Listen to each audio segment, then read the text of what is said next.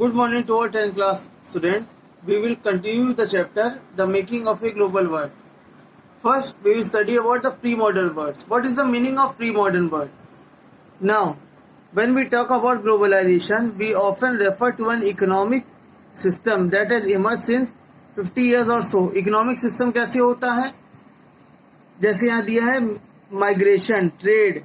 Migration से लोग एक जगह से दूसरी जगह जाते हैं. ट्रेडिंग, एक जगह सामान दूसरी जगह से लाते हैं. इसी तरह से प्री मॉडर्न वर्ल्ड से चाइना से ट्रेडिंग स्टार्ट हुई थी, सिल्क की और टी की. चाय और रेशम की ट्रेडिंग चाइना से स्टार्ट हुई थी. इन क्या क्या नए इन्वेंशन हुए देखिए. The credit goods, money, values, skills, ideas, invention and other germs and diseases. हाँ, ये इंपॉर्टेंट चीज है कि खाली इन्वेंशंस नहीं आए, खाली फूड नहीं आए, बीमारियां भी आई. बीमारियां कैसी आई? We will read about it in second topic. Conquest, disease and trade. पहले के समय में सबसे आसान तरीका ये था कि एक बीमारी दूसरे देश में फैला दो, फिर उस पर अटैक करो तो कब्जा करना आसान होगा. The pre modern world shrank greatly in the 16th century after European sailors found a sea route to Asia and also successfully crossed the Western Ocean to America. Shrank का मतलब होता है दुनिया, हम लोग बोलते हैं ना दुनिया छोटी हो गई. दुनिया छोटी हो गई का मतलब यह है कि हम इजिली एक जगह से दूसरी जगह जा सकते हैं. For centuries before the Indian Ocean had known a bustling trade. Bustling का मतलब बहुत ज्यादा ट्रेडिंग होती थी. With goods, people, knowledge, customs, etc. criss-crossing its water, यानी पानी के जरिए होती थी trading. The Indian subcontinent was central to these flows and a crucial point in their networks.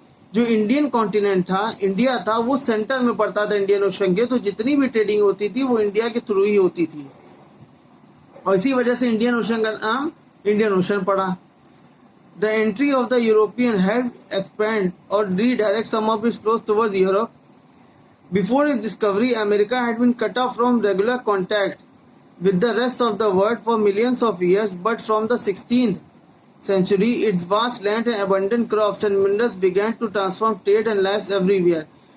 कई हजारों सालों तक अमेरिका को कोई जानता तक नहीं था, लेकिन जब पता लगा कि वहाँ पे ट्रेडिशन बहुत अच्छा है, वहाँ पे कल्चर बहुत अच्छा है, वहाँ के जो क्रॉप्स हैं, जो वहाँ पे मिनरल्स पाए जाते हैं, मेटल पाए जाते हैं, जब ये पता लगा तो ट्रेडिंग चेंज हो गई. लोग अमेरिका की तरफ डाइवर्ट हो गए.